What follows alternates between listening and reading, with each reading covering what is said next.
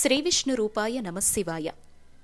హరిహరుల ఇద్దరి ఆరాధనకు అత్యంత ప్రీతిపాత్రమైనటువంటి కార్తీక మాసంలో కార్తీక పురాణానికి అత్యంత ప్రాధాన్యత ఉంది. కార్తీక మాసం ఎవరైతే పూర్తిగా చెయ్యలేకపోతారో వారంతా రోజుకొకసారి కార్తీక పురాణాన్ని చదివినా కూడా కార్తీక మాసాన్ని అత్యంత పవిత్రంగా నిష్ఠాగరిష్టాలతో చేసినటువంటి ఫలితం దక్కుతుందని శాస్త్రం చెప్తోంది. అటువంటి కార్తీక పురాణాన్ని ఇవాల్టి నుంచి ఒక్కో అధ్యాయం చొప్పున మన ఛానల్లో వేయడం జరుగుతుంది. మీకు వీలు కుదిరినప్పుడల్లా అన్ని అధ్యాయాల్ని వినొచ్చు, లేదా మీకు అవకాశం ఉంటే రోజుకొక అధ్యాయం చొప్పున చదివినా కూడా కార్తీక మాస ఫలితాన్ని చక్కగా పొందొచ్చు. కార్తీక పురాణం 1వ అధ్యాయం. వశిష్ఠముని జనక మహారాజుకు కార్తీక మాస విశిష్టతను వివరించుట. మహాజ్ఞాన సంపన్నులు తపోనిష్ఠులైన ఋషులకు మునులకు నిలయం పుణ్యప్రదమైన నైమిసారణ్యం. భారతదేశమునందున్న ఈ నైమిసారణ్యం రకరకాలైన పళ్ళు, కాయలు, పువ్వులతో నిండియున్న వృక్షాలు, చెట్లు, లతలతో అలరారుతూ ఉంటుంది. ఆ అరణ్యంలో నివసించే చిలుకలు, గోరువంకలు, చక్రవాకములు, హంసలు, మయూరాలు వాటి విన్యాసాలతో మనసుకెంతో ఆహ్లాదాన్ని కలిగిస్తూ ఉంటాయి.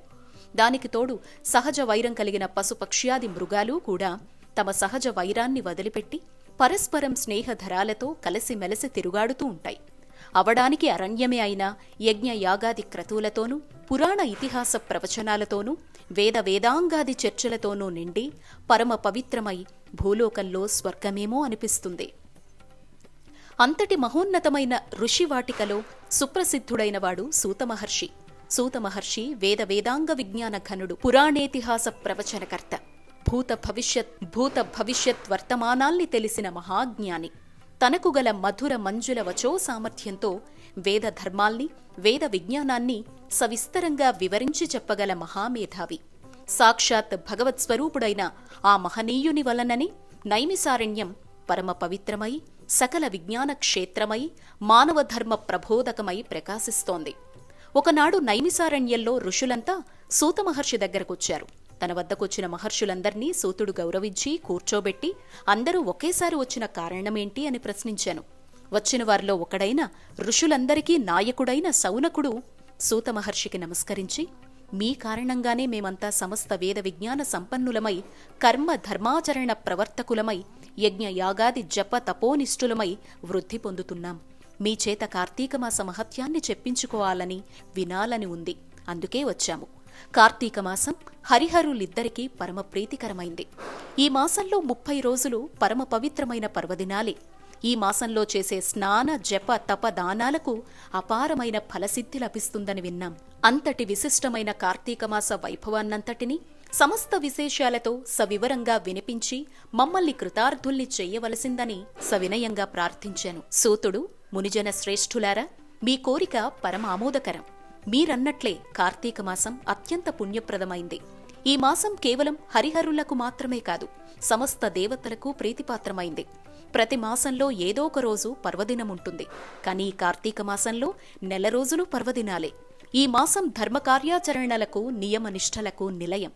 ఈ కార్తీక మాస మహత్యం విన్నవారికి పుణ్యగతులు లభిస్తాయి.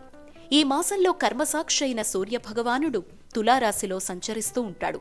కనుకని ఈ మాసంలో చేసే పూజలు, వ్రతాలు, దాన ధర్మాలు, దీపారాధనలు, నక్తములు, ఉపవాసములు, పురాణ శ్రవణములు అనేక జన్మల్లో చేసిన పాపాల్ని పరిహరింపజేసి పుణ్యగతుల్ని ప్రసాదిస్తాయి. అభీష్టసిద్ధి లభించి జీవితం సుఖమయమై సాగిపోతూ ఉంటుంది. ఇహపరాల్లో ఉత్తములై వర్ధిల్లుతారు. మానవ శ్రేయోభిలాషులై తరించే మీకు ఈ పురాణాన్ని వినిపించటం వల్ల నేను ఉత్తమగతిని పొందుతాను అన్నాడు. వశిష్ఠ మహాముని జనక మహారాజుకు కార్తీక పురాణం చెప్పనారంభించుట. మహామునులారా, ఈ కార్తీక పురాణాన్ని గురించి స్కాంద పురాణంలో ఉంటుంది. దీన్ని మొట్టమొదట పరమేశ్వరుడు పార్వతీదేవికి, శ్రీమన్నారాయణుడు శ్రీమహాలక్ష్మికి, చతుర్ముఖుడు నారద మహర్షికి, నారదుడు వశిష్ఠ మహర్షికి, వశిష్ఠుడు జనక మహారాజుకి వివరంగా చెప్పాను. వశిష్ఠుని దయవల్ల ఈ కార్తీక మాస మహత్యాన్ని వినే అదృష్టం నాకు కలిగింది. నేను విన్న ఆ విశిష్టమైన పురాణాన్ని మీకు వినిపిస్తాను.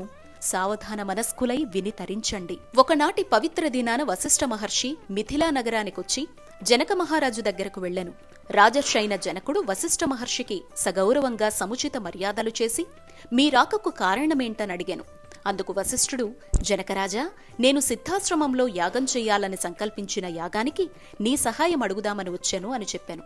దానికి జనకుడు, మహర్షి, మీ యాగానికి కావలసిన ధనాన్ని, అనేక విధాలైన సంభారములను అన్నింటినీ మీ కోరికననుసరించి మీకు సమర్పిస్తాను.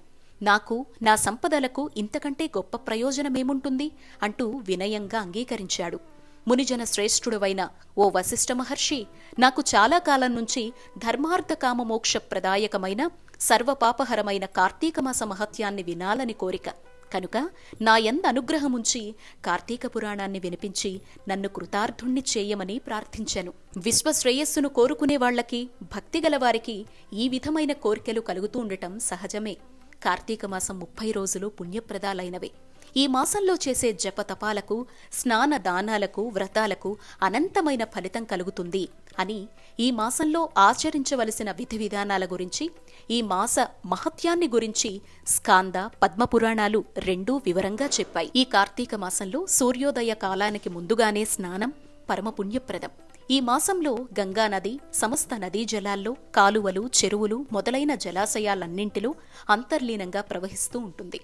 స్నానంతో పవిత్రులై పుణ్యప్రదమైన శరీరంతో చేసే దాన ధర్మాలు అనంతమైన ఫలితాన్నిస్తాయి. ఈ మాసంలో చేసే పితృకార్యాలు, పితృకర్మలు 7 తరాల వరకు పుణ్యగతుల్ని ప్రసాదిస్తాయి. ఈ కార్తీక స్నాన వ్రతాదులను ఆచరించడానికి స్త్రీలు, పురుషులు, బాలురు, యువకులు వార్ధక్యముతో తేడాలేవీ ఉండవు. వార్ధక్యములతో తేడాలేమీ ఉండవు. ఏ వయస్సువారైనా, ఏ జాతివారైనా స్నాన దాన జప తపాదులను చేసి తరించే ప్రయత్నం చెయ్యొచ్చు. జనక మహారాజా, ఈ కార్తీక మాసానికి అధిపతి దామోదరుడు. కనుక దామోదరుడి పూజ, కేదారేశ్వర వ్రతాల్ని ఈ కార్తీక మాసంలో ఆచరించడం వల్ల శివకేశవులిద్దరి అనుగ్రహం అపారంగా లభిస్తుంది. జలరాశులన్నింటిలో అంతర్లీనంగా ఉన్న గంగాదేవి అనుగ్రహము లభిస్తుంది.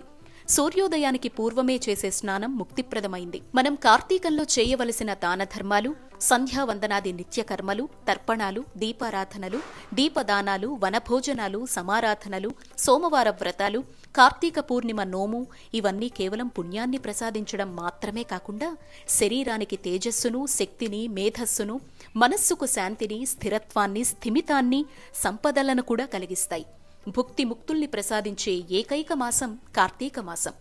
ఈ కార్తీక మాసంలో ఏకభుక్తం అంటే ఒక పూట ఉదయం మాత్రమే భోజనం చేసి ఉండటం, నక్తం అంటే ఉదయమంతా ఉపవాసముండి సాయంత్రం నక్షత్ర దర్శనమైన తరువాత భోజనం చేయడం, సోమవారాలు, పూర్ణిమ, ఏకాదశులు మొదలైన రోజుల్లో చేసే ఉపవాసాలు మోక్షప్రదాలు.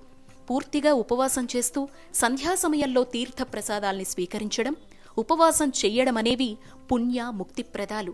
వారంతటి వారుగా ఇతరులు పెట్టిన దాన్ని మాత్రమే భుజిస్తూ నిత్యం జపం, తపం, పురాణ పఠనం, దీపారాధన చెయ్యటం, క్షేత్ర సందర్శనం మొదలైన వాటన్నింటినీ భక్తి శ్రద్ధలతో చెయ్యడం ఆయురారోగ్యదాయకమే కాకుండా మోక్షకారకం కూడా.